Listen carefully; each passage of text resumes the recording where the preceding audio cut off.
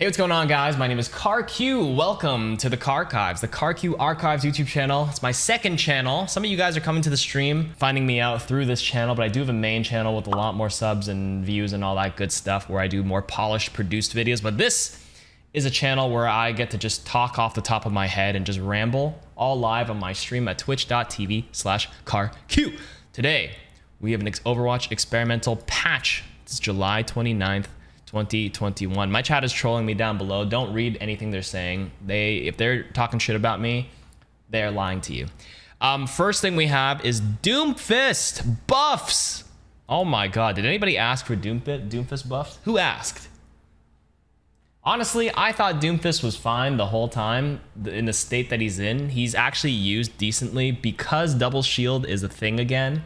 Sigma is still quite strong in meta with Orisa, obviously. And if you guys don't know, Doomfist is actually a really strong counter to Sigma because you can punch through his Sigma shield. You can punch him out of his kinetic grasp, so he gets stunned out of his suck. It doesn't get eaten like a flashbang or anything. Doomfist is one of the best ways to counter the sucking hands, by the way, because Brig Bash would get stopped by like a Sigma shield. McCree flashbang could get eaten, but the Doomfist punch goes through it all. And then you can uppercut through it, slam through it, all that good stuff. So Doom is a big counter to Sigma right now. So I see a lot of Dooms in my games right now. So this is a pretty big buff. If you don't understand this buff, it basically means when Doomfist uses his ultimate, his Meteor Strike, all of his cooldowns will regenerate at twice the speed. That's what 100% means by speeding up by 100%. It means double the speed. That means you can all in, use all three cooldowns, punch, uppercut, seismic slam, meteor strike, and then your cooldowns will accelerate accelerate on the cooldown, and then you'll basically get to slam. You don't have to like sit up in the air with Doomfist ult and wait for your cooldowns and then drop. You can literally go up and then drop in like 2 seconds, and then you'll have all your abilities again, so you can go all in a second time. So you can basically cycle 3 punch, 3 abilities, ultimate, 3 abilities, and then primary fire. So you can cycle 6 abilities in a huge sequence if he has his ultimate up. This is a very strong buff, in my opinion, for team fight changing stuff. This is kind of big. As a support main, I'm a little biased. I'm kind of scared now. I'm more scared than I've ever been for more Doomfist action. But I don't know about this change. This feels like it's going to make him very meta again. But yeah. Okay. That's my thoughts on the Doomfist thing. Genji buff and nerf. They're going to increase the shuriken damage from 28 to 29. And the Dragon Blade is going to be nerfed to 120 to 110. Now, the thing about this is a net Genji buff. Although they're buffing and nerfing, this is a net buff overall to Genji. This is a Genji buff people have been waiting for. Now, it doesn't look like much off the... You're going to read it and go 28 to 29. It's 1 damage. Who cares? Let me pull out a calculator for you and show you some quick maths. Are you ready for this? 3 shurikens. Okay? Now, it is currently at 28 per shuriken. Now, if you land 3 body shots, and 1. So 7 shurikens times 7 previously would do 196 damage. Okay? Changing it by 1 to 29. 7 shurikens later, you do 203. That's called a breakpoint. This is enough to kill a target, a 200 HP target now suddenly with 7 body shot shurikens. Now, I'm not talking about if you randomly headshot them too. Like if you randomly chuck all like, you know, double headshot into 1 body shot, that's a headshot doubles the damage. So if we do 2 headshots into like 1 body shot off a primary fire, it's kind of like a 5 shuriken hit if you want to do it that way. Like this changes breakpoints quite a bit. So basically this buff is actually quite significant in the assassination portion of Genji, which a lot of Genjis might be happy about. So I think this is pretty good. Genji does need a little bit of a tune-up. The Dragon Blade getting nerfed from 120 to 110. I can only see this really affecting something like McCree, who has 225 health, and Symmetra, who has 225 health. Now you have to slash them 3 times to kill them. 1, because they have 225. 110 times 2 is 220. But who the hell, or you have to land your dash too, that's true. But who really uses Genji without an Ana? Think about that, right? I mean, slash, dash, slash, what does that put you at? Slash, dash, 2 slashes and a dash should be enough to do 250 though, never mind. But you should be using this with a nano boost for the most part anyways. I know you don't want to really buff a hero strictly based on ultimate combos per se, but it's very rare that a Genji just naked blades, I'll be honest with you. Gold Genjis, and they wonder why they're still there. It's very hard to play Genji without that synergy anyways, or any, not even just nano blade, mercy damage boost, or like Orisa supercharger. Comboing with that makes it so much better. But there is actually a nerf implication, somebody saying it in chat, with nano boost you actually still can't dash slash 250 HP. That's right, with nano boost it's 50% more damage. So dash, instead of doing 50 to 75, so 75 damage plus 50% of this is 165 plus 75, which means your slash dash only does 240 damage. But I don't think that really makes too big of a difference, because how many heroes in the game really have 250 health? Reaper, Mei. What do Reaper and Mei have? Wraith form, ice block.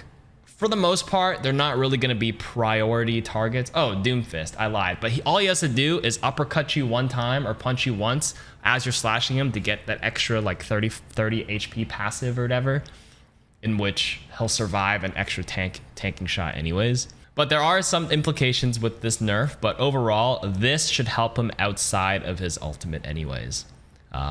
He still has the killing potential. This is still a net buff for Genji. That's all I'm going to say. Moira has been underperforming lately. Yeah, you don't really see too much more, because Baptiste is just better in almost every other way in his current state. The fact that he can just do so much, has mobility, all that good stuff. Although some people in the Overwatch League do play Moira Lucio with like a really brawly comp, whether it's I've seen Ryan D.Va, Winston D.Va on more flat centric maps where at least Moira can keep up with them. This will make her survive a little bit better in a 1v1. I think this is okay. I don't want it to be a Moira meta, but you do, ideally in a perfect world, you want all the heroes to kind of have some sort of playing time. If a hero has never played, you know there's a problem. And I think Genji suffered that in the higher elos. I know if you guys are in gold, which is most of you, you probably see Genjis all the time, but most people in high elos, high ratings agree that Genji's kind of meh. So this is actually like what was needed. This is fine for Moira. I don't think she's going to still become true meta as long as Baptiste still exists. But yeah, this is fine for Moira. I'm not offended, or I'm not against this one. Roadhog now passively grants 25% less ultimate charge. This is a new passive for him. I think this is actually a pretty good change. This is a Roadhog buff, by the way. Don't get it confused. Basically, everybody knows Roadhog is an ultimate battery. Like, tracers just farm pulse bombs like crazy off of him. So now they get 25% less ultimate charge when shooting a Roadhog. So he's less of an ultimate charging battery for the opposing team. It's a net buff for Roadhog. I think that's fine. I think he's still a battery. He's so much health and he has no armor, so it's very easy for people to just farm headshots and get a lot of ultimate charge off of him. But I think this is a good direction, because Roadhog right now might be one of the worst tanks at the higher ratings. A lot of people think if you're playing Hog, you're kind of throwing, but it's solo queue. It's just people try to find excuses. Okay, Soldier 76 is getting a buff here. Now, in the last patch, there was an overall hit scan nerf in which certain distances would have heavier fall off damage. This is actually quite good. Heavy pulse rifle change 19 to 20. This is another breakpoint kind of idea, similar to Genji, how it breaks the 200 HP threshold for the breakpoints. 20 damage per bullet at close range is kind of crazy. It literally reduces a full bullet you need to hit at close range. What is this? 10 bullets in the body and they're dead. 10 instead of 11 if you had 19. So as long as you're not outside of its fall off range, this is a pretty significant buff, 19 to 20. Again, for the breakpoint reasons, they are compensating with a little nerf on the biotic field, but who the hell cares? 40 to 35, that's nothing. This is a much bigger net buff to Soldier. I'm okay with people locking the legs. I don't think Soldier will be like crazy OP because there's a lot of ways to counter Soldier, natural covers, Diva Matrix, shields, but this will put him in a better spot. Soldier is better. Yes, if you think about it that way, Soldier is better at breaking shields than Junkrat. I just see that in the chat right now. Yes, the common myth for everybody is like, oh, we need to break their shields, pick Junkrat. But actually, Junkrat is actually one of the worst, not the worst, but not that great at breaking shields, contrary to popular belief. Soldier actually has better shield break potential than Junkrat. I mentioned this a lot of times in my videos. Has 20 per bullet? You just spam your entire clip? How many bullets are in Soldier's thing? 25 or 30? I think it's 25. What's 25 times 20 right now? Well, he's 30. Wait, he has 30 bullets? I thought he had 25. Okay, 30 times 20 is 600 damage flat. So Orisa shield is 600. A Winston bubble is 600. You can even throw in a Helix rocket onto a shield to help burst it a little bit faster. But yes, whenever a monkey jumps, by the way, you know the best tip to kill a monkey is to break his bubbles, to not give him time to back out or disengage with that cover. A lot of people just ignore it. A Winston bubble 700. Okay, my mistake. I keep mixing up all the shield health numbers because there's been a lot of... I've been playing this game for 5 years. The numbers have changed so much over the years. It used to be 600. I remember that because I remember 2 Fan the Hammers with McCrea's 300, and that used to break it. Or 300 in a melee. I don't remember. But anyways, 700 bubble. Something has 600 HP. It might be the Orisa shield. Sigma has 700. Anyways, Soldier is pretty good at pressuring shields. Big net buff for Soldier. That's the main takeaway point.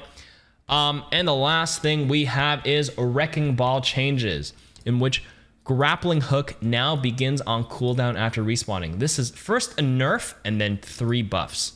Okay? First, let's talk about the nerf. This is overall a net buff to Ball.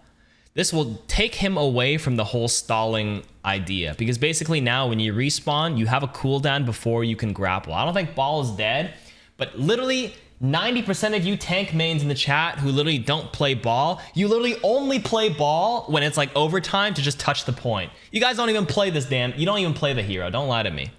All the true Ball mains are probably like, it's okay because this is actually quite nice, everything else. It's a buff for overall Ball players, but a nerf for Ball stallers. Exactly. Are you a Ball staller? You're probably stalling your balls. That's why you should get mans. No, they're not paying me for this. I'm not gonna shout them out. But this is fine. This takes away the stalling potential, but it will buff the adaptive shield. So now, if you guys didn't know, there was actually a little delay, 0.2 seconds to 0 seconds. Now adaptive shield will be an instant cast. If you're a Ball player, you know when you press my adaptive shield, there's always that little delay before it comes out, and sometimes that could like mess you up if you like mistime it or whatever. Like you engage and you're trying to time an enemy stun, but like they hit you before you can cast your adaptive shield. This is actually quite a nice quality of change buff for the players.